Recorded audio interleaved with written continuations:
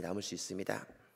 중세기에 전쟁이 많은 전쟁들이 있었는데요. 중세기의 전쟁 이야기 가운데 유명한 전쟁 이야기가 있습니다. 바로 로랑 장군의 이야기인데요. 이 로랑 장군은 프랑스의 황제 샤르마뉴 대제의 12용사 중에 한 사람이었습니다. 무오인과 전쟁이 벌어졌을 때 로랑이 이끄는 군대가 포위당하고 공경에 빠지게 되었습니다. 옛날 전쟁에 이런 경우에 구원군을 부르기 위하여 뿔라파를 대장이 이게 휴대하였는데요. 그래서 이게 공경에 처하면 뿔라파를 크게 불러서 구원군을 이렇게 불렀습니다. 지금 내가 위태하니까 빨리 와서 나를 도와달라고 그 증거로 뿔라파를 휴대해서 그걸 불었는데요.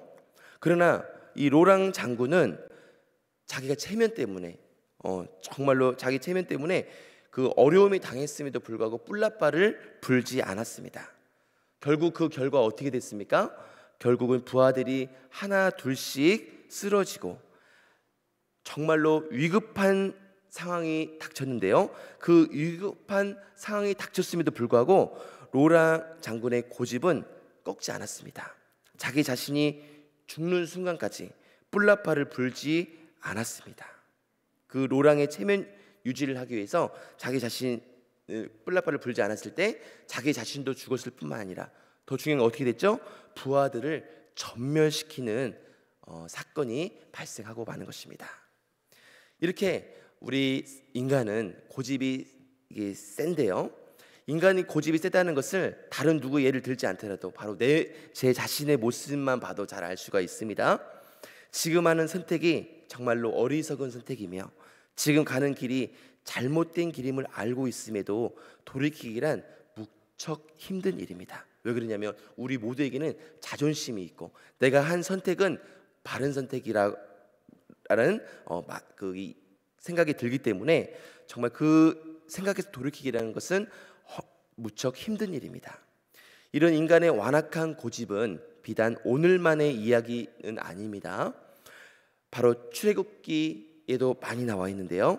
모세가 애굽 왕 바로에게 출애굽을 요청할 때 하나님은 애굽 왕 바로에게 여러 번의 징조를 보이셨습니다. 하지만 애굽 왕 바로는 하나님께서 이미 계획을 세우셨다는 것을 알고 있음에도 불구하고 그 뜻을 꺾지 않고 고집을 피우게 되는 것이죠. 이스라엘 백성들이 애굽을 나가도록 허락하지 않았던 것입니다. 출애굽기에서 바로의 마음이 완악해졌다는 표현은 15번이나 등장합니다. 바로가 마음이 완악해졌어. 이 15번의 표현이 등장하는데요. 바로가 완악함에도 단번에 심판하지 않으심으로 바로가 마음을 돌이키기를 하나님은 기다리셨습니다. 바로를 징벌하실 수도 있지만 바로를 치실 수도 있지만 하나님은 끝까지 바로의 마음이 돌이키도록 스스로 돌이키도록 하나님은 기다리셨다는 것입니다. 결국 그 하나님의 기다리 속에서도 바로는 그 고집을 꺾지 않다가 마지막까지 심판을 경험하게 되는 것입니다. 본문의 모압 왕 발락도 완악하기는 바로와 같이 마찬가지였습니다. 이스라엘을 저주하려는 발락은 지속적인 저주의 실패에도 불구하고 포기하지 않고 장소를 옮겨가며 저주를 시도합니다. 하나님께서 저주 대신 복의 메시지를 주고 계시다는 것을 확인했다면 돌이켜야 되지 않겠습니까? 이스라엘에게 대항할 것이 아니라 항복을 하든지 아니면 도망을 가든지 해야 하지 않겠습니까? 인간의 힘으로는 하나님의 뜻을 거스를 수 없다는 것을 깨달아야 하지 않겠습니까? 그러나 완악해진 모압 왕 발락은 선지자 발람의 입에서 저주가 나올 때까지 저주를 계속 시도하고 있습니다. 모압 왕 발락이 선지자 발람을 데리고 이스라엘을 저주하기 위해 옮겨 다닌 곳이 세 곳이 있는데요.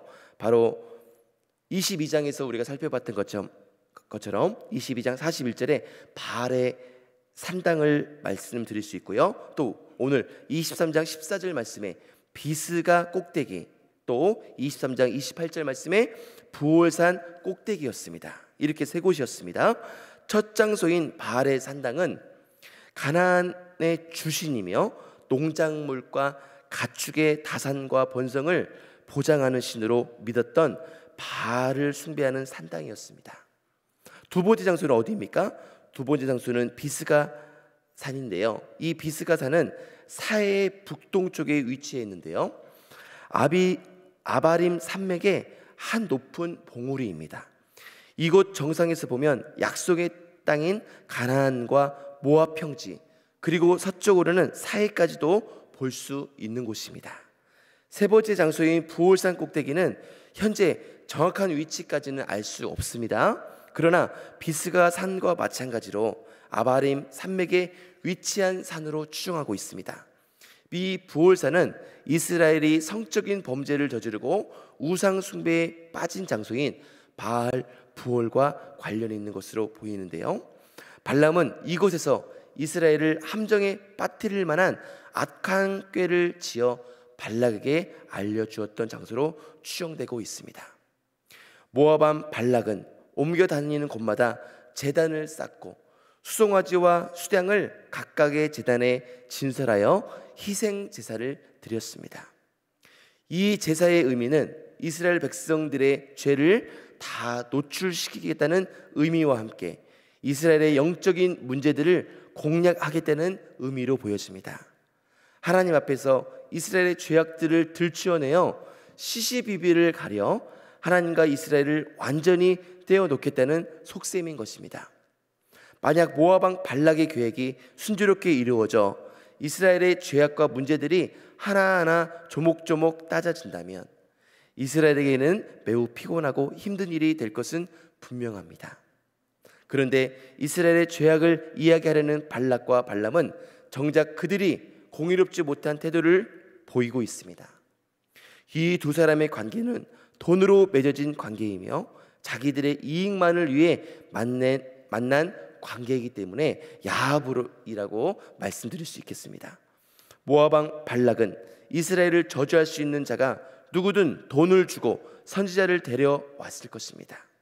선지자 발람은 자신이 저주해야 할 이스라엘이 어떤 민족인지 알려 하기보다 많은 재물에 현혹되어 저주하려던 선지자였습니다. 이 수준 낮은 야합은 결국 바알의 산당에서 하나님께 제사하는 어리석은 모습을 보이기도 하는 것입니다. 모압 왕 발락은 선지자 발람을 통해 이스라엘 백성들의 죄를 참수하며 저주하려고 했지만 하나님은 발람의 입을 막으셨습니다. 하나님께서 택하신 자들은 어느 누구도 참수할 수 없습니다. 로마서 8장 33절 34절을 제가 읽어드리겠습니다. 누가 능히 하나님께서 택하신 자들을 고발하리요? 의롭다 하신 이는 하나님이시니 누가 정죄하리요? 죽으실 뿐 아니라 다시 살아나신 이는 그리스도 예수시니 그는 하나님 우편에 계신 자요 우리를 위하여 간구하시는 자시니라. 아멘. 나의 실수와 잘못을 내 입술로 고백하는 것만큼 고통스러운 순간이 어디 있겠습니까? 나의 허물을 내 눈으로 직접 바라보는 것만큼 힘든 상황이 어디 있겠습니까? 그러나 우리는 이것 역시 하나님의 사랑이심을 깨달아야 합니다. 하나님께서는 발람의 예언을 통하여 하나님 자신을 드러내심으로 인해 발락과 발람이 지금 어떤 일을 꾸미고 있었는지 깨닫게 하십니다. 본문 19절에서 21절 말씀을 제가 한번 읽어드리겠습니다. 하나님은 사람이 아니시니 거짓말을 하지 않으시고 인생이 아니시니 후회가 없으시도다.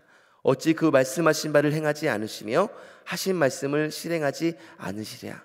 내가 축복할 것을 받았으니 그가 주신 복을 내가 돌이키지 않으리라. 야곱의 허물을 보지 아니하시며 이스라엘의 반역을 보지 아니하시는도다. 여호와 그들의 하나님이 그들과 함께 계시니 왕을 부르는 소리가 그 중에 있도다. 아멘. 하나님께서는 이스라엘에게 말씀하신 대로 실행하시는 신실하신 하나님이십니다. 이스라엘의 허물과 잘못을 보지 않으시는 사랑의 하나님이시면서 동시에 발락과 발람에게도 이런 하나님이시기를 원하셨습니다. 발람의 예언을 통하여 이 두 사람을 부르시는 크신 하나님을 나타내 주셨습니다. 이들은 결코 하나님의 계획을 거스를 수 없다는 것을 저주의 실패를 통해 깨달아야 했습니다. 이 실패가 곧 발락과 발람을 부르시는 하나님의 부르심이었습니다. 이스라엘에게 주신 복의 메시지는 발락과 발람이 하나님을 인정하는 순간 이 두 사람에게도 임할 수 있는 복이었습니다. 그렇다면 발락과 발람은 이제 어떻게 해야 하겠습니까? 같은 실수를 반복하지 말고 하나님께 돌아가야 하지 않겠습니까? 하나님의 계획에 순종하기 위해 자신들이 어떻게 해야 하는지 물어봐야 하지 않겠습니까? 이스라엘이 얻게 될 복을 우리도 얻고 심노라고 하나님을 향해 부르짖어야 되지 않겠습니까? 그러나 이들은 끝까지 불순종의 길을 걷기로 작정합니다. 본문 27절 말씀입니다. 발락이 발람에게 또 이르되 오라, 내가 너를 다른 곳으로 인도하리니 내가 거기서 나를 위하여 그들을 저주하기를 하나님이 혹시 기뻐하시리라 하고. 아멘. 출애굽 시대의 애고방 바로, 오늘 본문의 모압 왕 발락과 선지자 발람, 이들은 고집스러운 우리들의 표상입니다. 하나님 뜻이 아님에도 고집스럽게 불순종의 길을 가는 우리의 자아상입니다. 하나님은 우리의 허물을 보지 않으시고 다 품어주실 것입니다. 지금이라도 돌아간다면 우리는 살 수 있습니다. 계속 불순종과 완악함으로 내 생각과 고집을 꺾지 않으면 우리도 바로 발락과 발람처럼 심판을 받게 될 것입니다. 꺾인 내 인생이 마치 죽은 것처럼 느껴지는 무덤 속이라 할지라도, 세상에서 버려지는 다 닳고 낡은 천조과 같은 인생이라 할지라도 하나님의 계획을 세우고자 이 인생을 드린다면 그것은 죽어도 사는 것이며 3일 만에 주님을 부활시키신 하나님을 나의 하나님으로 만나는 것입니다. 사랑하는 성도 여러분, 우리들의 갖고 있는 고집이 무엇입니까? 아집이 무엇입니까? 우리 주님께서는 오늘 본문 말씀을 통하여서 바로 발락과 발람의 이야기가 성경 속 이야기가 아니라 이 사람들 정말로 우상을 섬기는 나쁜 사람이구나 라는 이야기로 끝나는 것이 아니라 바로 우리들로 하여금 적용시키기 원하시는 것입니다. 이 발락과 발람의 모습이 바로 우리들의, 저와 여러분들의 표상이라고 주님은 말씀하시는 것입니다. 그렇다면 우리의 고집을 꺾기 위해서 우리는 어떻게 해야겠습니까? 참으로 힘듭니다. 내 고집을 꺾기란. 그래서 우리는 기도해야 될 줄로 믿습니다. 새벽에 부르짖어 기도해야 될 줄로 믿습니다. 부르짖어 기도하면요, 그 기도가 쌓이게 되고 우리가 아무리 완악하다 할지라도, 우리 고집이 너무너무 고집이 세다 할지라도 기도가 쌓이면 그 고집은 꺾이게 되어 있습니다.